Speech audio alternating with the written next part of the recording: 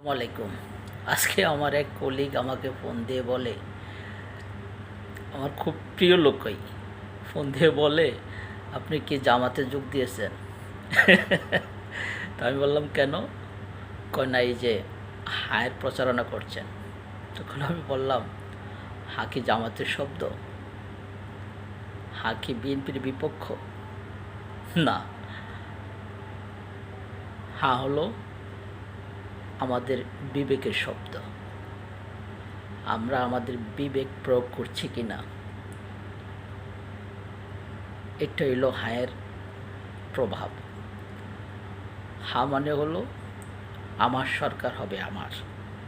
হা মানে হলো আমার সরকার হবে জবাবদিহিতার সরকার। হা মানে হলো আমার সরকার হবে দুর্নীতিমুক্ত সরকার। হা মানে হলো আমার সরকার লাগামহীন হবে না। হা মানে হলো আমার ভবিষ্যৎ প্রজন্ম কেমন দেশ পাবে, এর প্রভাব। সুতরাং হা মানে বিএনপির বিপক্ষে জামাতের পক্ষে এমনটা নয়। আর সুযোগ মানুষের সবসময় আসে না।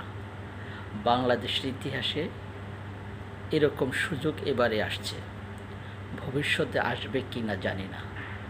তো সুযোগকে কাজে লাগানো উচিত। প্রত্যেকটা বিবেকমান মানুষ ভাবা উচিত, হাতে ভোট দেবেন নাকি নাতে। হাতে দিলে আমরা ভালো একটা দেশ, ভালো একটা সরকার, ভালো একটা পরিবেশ পাওয়ার আশা রাখি। আমি ধানের শীষও ভোট দেব, হাতেও ভোট দেব। এর মানে এই নয় যে আমি হা মানে ধানের শীষের বিপক্ষে, জামাতের পক্ষে। আমি চাই যেই হোক, মেধাবী লোক আসুক, ভালো লোক আসুক।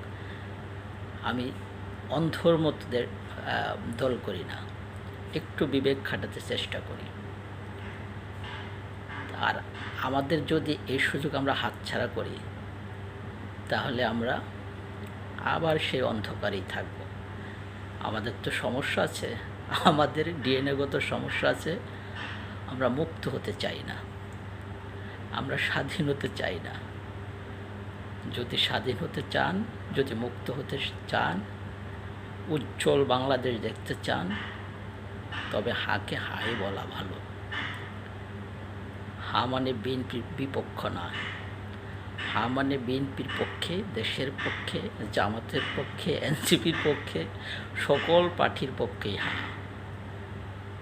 আর যখন আপনি নাতে সাড়া দিবেন, আমার কাছে মনে হয় আপনি ওই পরাধীনতার গোলচক্করে ঘুরতে থাকবেন।